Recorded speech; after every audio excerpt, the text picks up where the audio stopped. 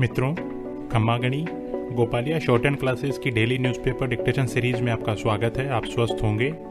यह डिक्टेशन जनसत्ता अखबार के विस्तार की बुनियाद संपादकीय शीर्षक से लिया गया है। इसके पीडीएफ नीचे डिस्क्रिप्शन में उपलब्ध हैं और इसकी ऑडियो फाइल टेलीग्राम चैनल से डाउनलोड कर सकते हैं, जिसका लिंक भी डिस्क्रिप्शन में दिया गया है।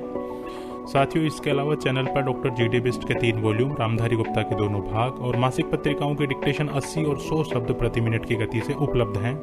उनका भी नियमित अभ्यास करें। तो चलिए शुरू करते हैं 80 शब्द प्रति मिनट की गति से 7 मिनट का यह डिक्टेशन। स्टार्ट।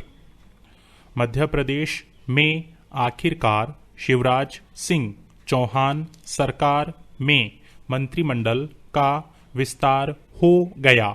28 मंत्रियों ने शपथ ले ली।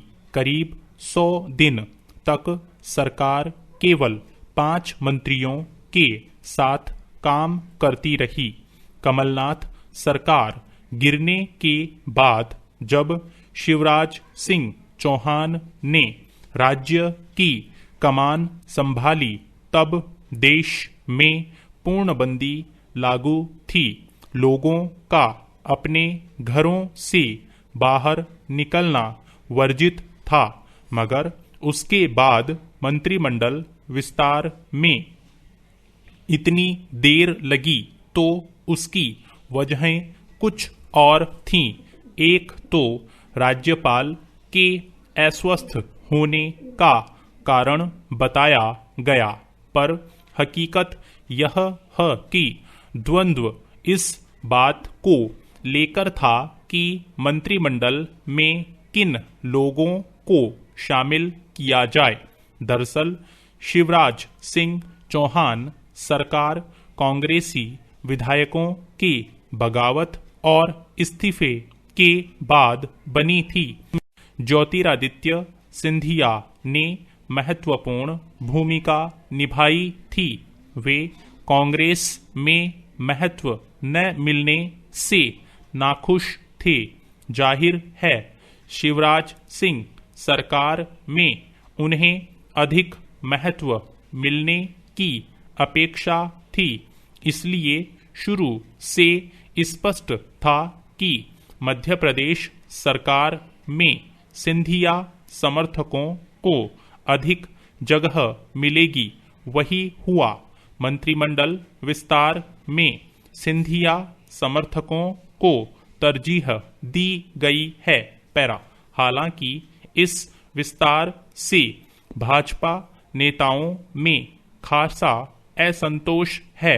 सरकार बनने के साथ ही शिवराज सिंह पर दबाव बनना शुरू हो गया था कि वे सिंधिया समर्थकों को उपकृत करने के बजाय अपनी पार्टी के ऐसे नेताओं को तरजीह दें जो काम कर सकें। यह द्वंद्व केंद्रीय नेतृत्व तक पहुंचा और काफी समय तक मंथन चलता रहा। आखिरकार शिवराज सिंह पार्टी के केंद्रीय नेतृत्व को अपना गणित समझाने में सफल रहे। दरअसल हकीकत यह है कि सिंधिया समर्थकों के सहयोग के बिना शिवराज सिंह के लिए सरकार चलाना संभव नहीं है। उनकी नाराजगी सरकार का भविष्य अधर में डाल सकती है। इसलिए शिवराज सिंह किसी भी रूप में उनकी अनदेखी नहीं कर सकते।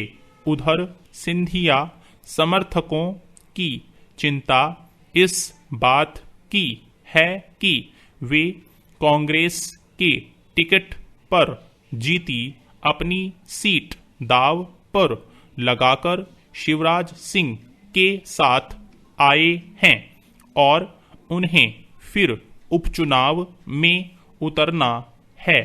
उनकी बगावत और इस तरह पाला बदलने को लेकर काफी आलोचना हो चुकी है। ऐसे में वे अगर इस सरकार में उपेक्षित रह जाती तो उनका भविष्य चौपट होने का खतरा था।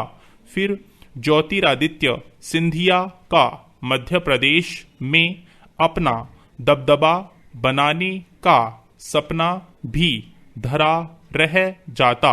पैरा राजनीति और सत्ता के गणित में ऐसी उखाड़ पछाड़ चलती रहती है, मगर अब मंत्रिमंडल का गठन हो गया है और शिवराज सिंह सरकार से कामकाज की अपेक्षाएं हैं। इस कोरोना संकट के दौर में जब मध्य प्रदेश खतरनाक स्थितियों से जूझ रहा है, बिना मंत्रियों के सरकार के लिए काम करना कठिन था।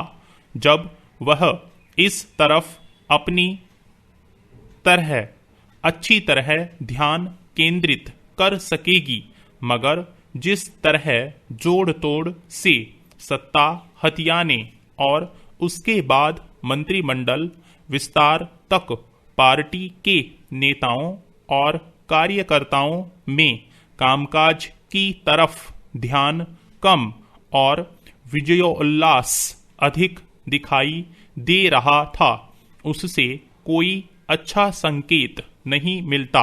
यहाँ तक कि मंत्रिमंडल विस्तार के दिन भी शपथ ग्रहण के समय खुद मंत्री और बाहर उनके समर्थक कोरोना संबंधी सुरक्षा नियमों की धज्जियां उड़ाते देखे गए।